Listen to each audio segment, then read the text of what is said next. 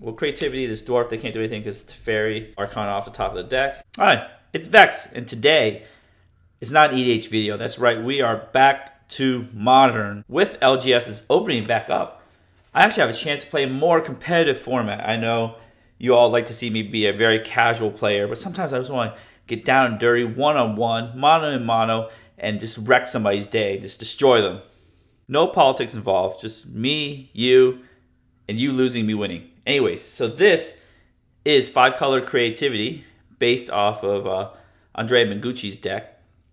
I took this to some modern F&Ms. Well, it was on Friday. It was on a different day, but modern events, and I did really well. I think this deck is super cool, and it has changed because of this card, Leyline Binding. So it's actually, I love putting paper decks together. Here you see the entire deck right here, the sideboard down here. It's really cool to see the deck actually in paper because it's really, you get different arts and you can just hold them, move them around. It's so cool. Anyways, 5-color creativity centers around these cards right here, especially this card, Indomitable Creativity.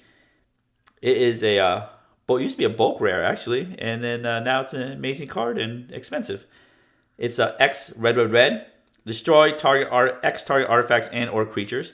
For each permanent destroyed this way, its controller reveals cards from the top of their library until an artifact or creature card is revealed, then exiles a card. Those players put the exile cards onto a battlefield and shuffle. So what you want to do is essentially exile your own creatures, tokens, and then flip over Archon of Cruelty. Now, new Modern Horizons 2 card that made this deck possible, Archon of Cruelty, is very cruel when you play against your opponent. It is a 8-mana card, which we can still cast, but we'd rather just flip over some tokens and then with creativity right there and then get this for free or get a bunch of them for free, which is insane. It's non-legendary, so you can have all 4 on the battlefield at the same time. When ETBs or attacks, target opponent sacks a creature, Planeswalker, discards a card, loses 3 life, draw, and then you draw a card and gain 3 life.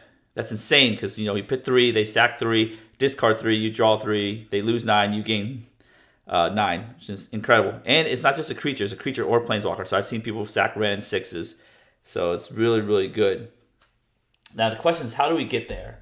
Right? We are playing all 5 colors to support our new card, Leyline Binding, and we have all 5 colors worth of cards too. We get there by making tokens. Now we can make creatures or artifacts. So remember that language on the cards, creatures or artifacts.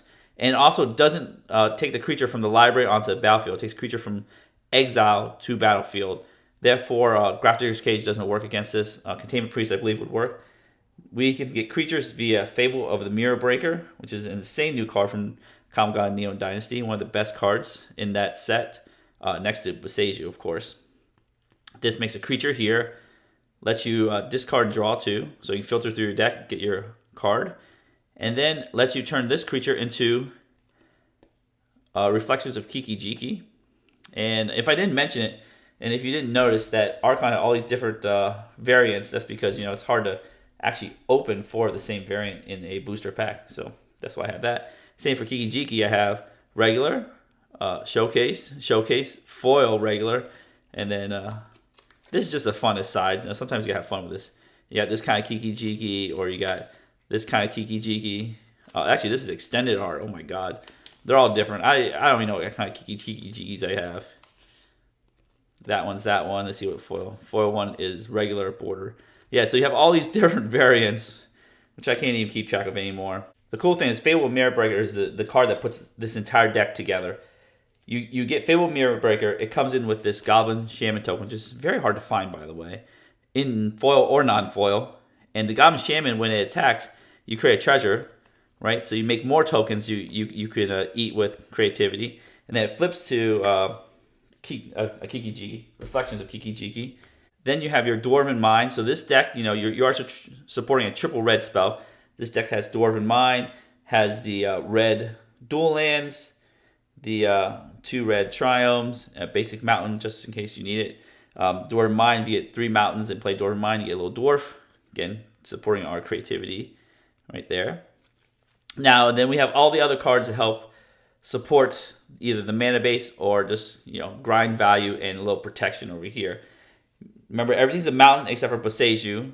You got 1 in the main, 2 in the side, right there. You have all red fetch lands. You have 2 triomes, Jetmir's Garden, Xander's Lounge. Usually I fetch the Jetmir's Garden, so I have white untapped on my after my first turn, so I play Leyline Binding on turn 2. Or you can keep a fetch land open. Usually get Steam Vents, because Steam Vents is red and blue for your interactive colors. Spell Pierce, Lightning Bolt. You have white for Teferi, so you have Jetmir's Garden, Xander's Lounge to get Teferi mana. Then you have Fire and Ice, again, a blue and red spell. So you have these blue and red spells that you want to get your Steam Vents for. You have black, which is the worst color in the early game, because you can use your black mana from Blood Crypt and Xander's Lounge to cast Archon of Cruelty along with treasures. I have cast Archon of Cruelty. It is really good hard cast. It does cost 8. You have 1 black spell, Persist. Prismari Command can make you that treasure, help you filter through, kill things, kill artifacts. It's really, really good card. So this is the deck here. The main deck, we do play a lot of land. You're just setting up for an inevitable late game with Indomitable Creativity, Archon of Cruelty, and then you have Red 6 to shoot down some Ragavans and such, and help you, get card advantage, get your lands back. I still don't know why this card is legal in Modern, but it is what it is. So that's the main deck. In the sideboard, you have Abundant Growth against Blood Moon. I have been Blood Mooned pre-board without these. It's very painful. It's winnable. Your deck is mainly red, except for a lot of things get shut down. You can use a treasure off Fable. If you're lucky and you have a treasure to cast Prismari Command or cast it before Blood Moon hits, you can make a treasure. You can use the Fire Part, Lightning Bolt. So you can kind of survive. I have beaten a turn game 1 Blood Moon. Game 2 gets much easier because you have Abundant Growth. You also have Boseiju as an option. Once you Abundant Growth a land, you're good to go. You can get your green to cast Boseiju. You can get your green to cast Ren 6. You can get your white to cast a 5-mana Leyline Binding. I know it's not very great. Teferi would be difficult to cast, but essentially you should be able to cast anything else as long as you have an Abundant Growth on the battlefield against the Blood Moon. So Blood Moon and its cantrips. Then you have Veil Summer for the black and blue decks. Flusterstorm if you need more counterspells, or if Spell Pierce is not that useful, you can swap those out. Turn to Earth is good graveyard hate. Right there, Boseiju more against the artifacts, enchantments, Underworld Breach and such. Then you have Sunring Titan against other 5-color decks. Iona against monocolored decks or decks that are casting very powerful colored spells. You can only swap those out for Archon of Cruelty. I would never take away all the Archon of Cruelties, because you might draw these. That's the problem with this deck, is sometimes you draw the Archon and you need to discard via Prismari Command, Fable of the Mirror Breaker. Then you could reanimate it via Persist, or you can just hard cast it.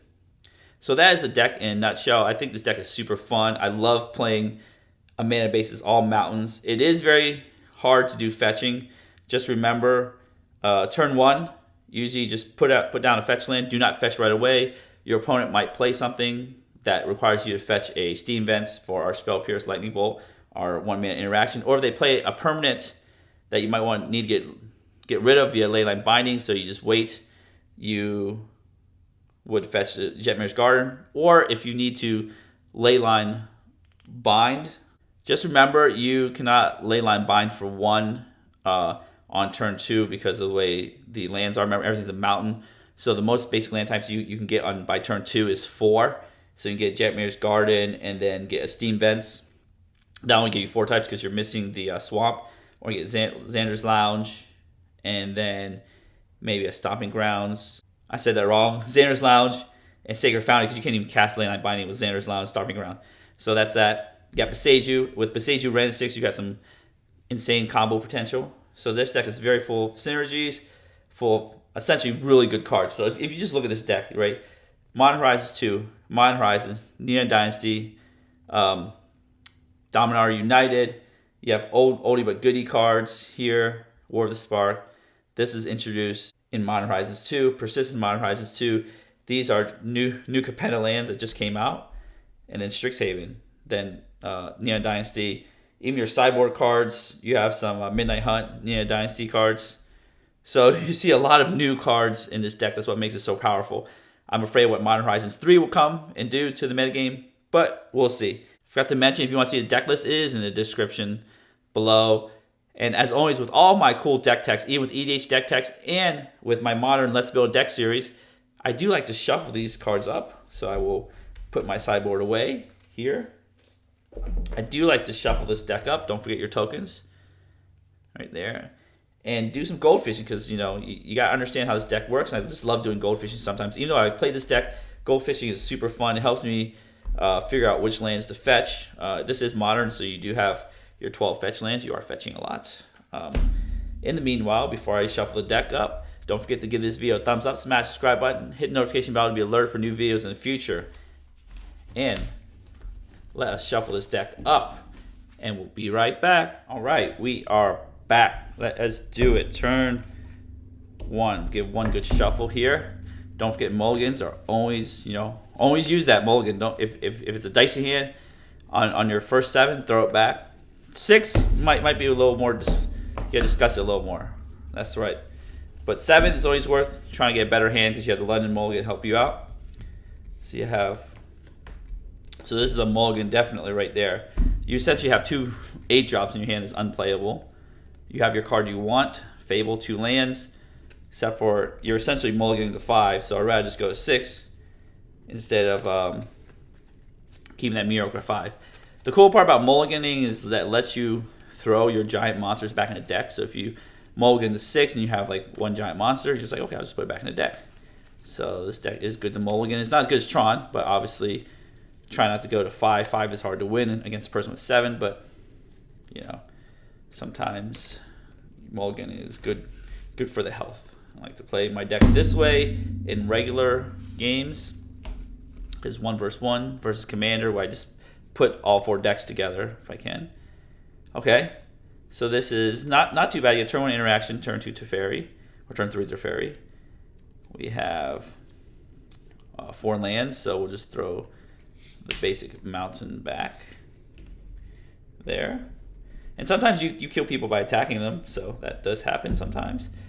Sometimes you get a Ren Emblem and destroy their lands with Passeju. That does happen too. So you got a lot of things you could do.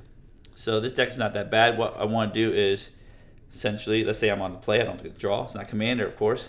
Play my fetch land. It fetches any land in the deck, so it doesn't really matter.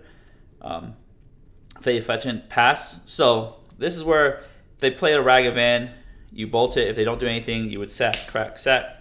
Here, I would still get my triome. There, even though I have a triome in hand. Get my Jet Mirrors guarded. Triome. This deck, you could try to keep the triome and cycle it and use Ren 6 to get it back. Just depends on the texture. All right, so turn 2. Take a 1 damage. Draw your card. All right, so it depends. So right now, we know we're not doing anything. We just play the second triome here. We did draw an extra land, so you could just actually keep this to cycle it just in case. What we'll do is we'll just play this Arid Mesa. We'll pass the turn. Let's say they do something. We could bolt them right there. Then we can sack this, get Steam Vents. The funny part is I have 2 different art Steam Vents because I just ran out of Steam Vents because of I have too many EDH decks that have Izzet in them. That's the funny part. All right, get this into play tapped. Now you have enough mana to cast a 2-mana Leyline Binding, but you do have a white and you have a blue, which is important for our good friend Teferi here. Turn 3. Archon, so that's pretty poor timing, but we do have a Blood Crypt we can shock in. That's okay. Maybe we can get Fable the Mirror Breaker to do anything. We'll do a Teferi here. 4 counters, we'll bounce something.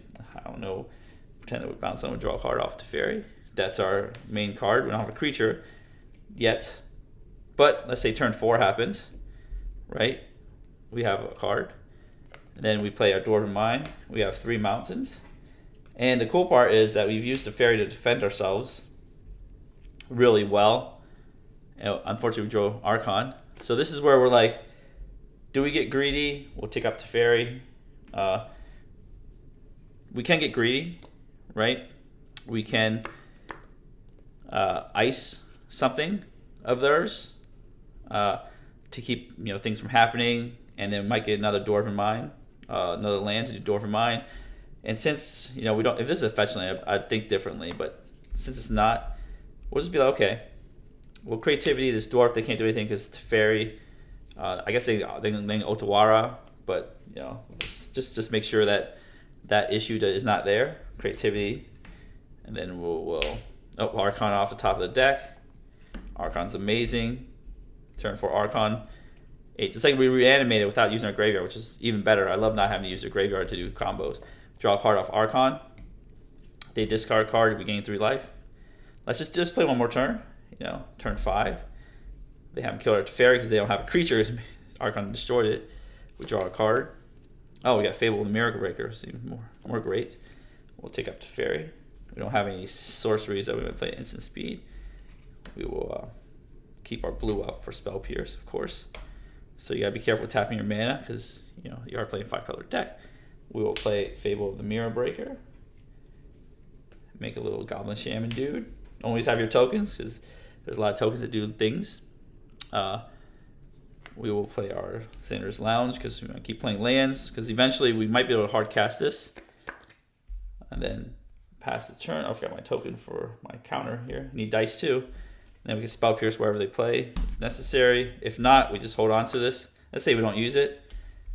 Turn 6 just for fun. We attack. Draw a card too. Turn 6. We draw a card for turn 6.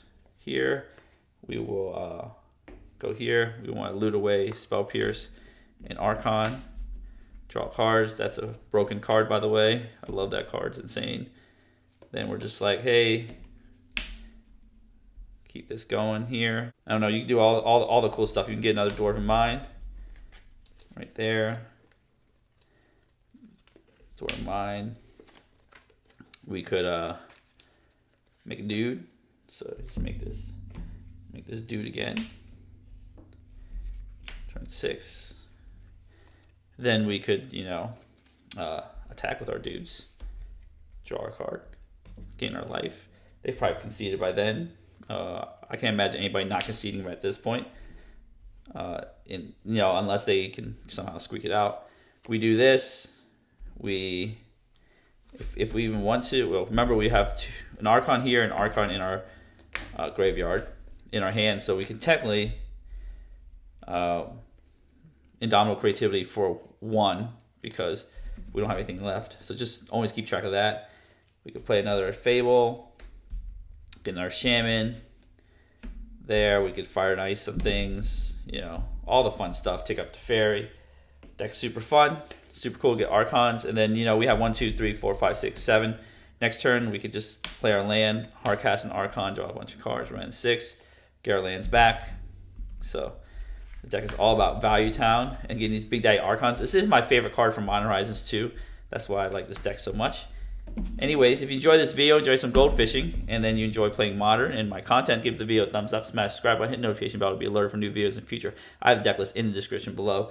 This deck is super fun, and I hope you play this deck. And tell me if you do, and tell me how I can improve my sideboard. And if I miss anything, just tell me that too in the comments below. And as always, have a wonderful day.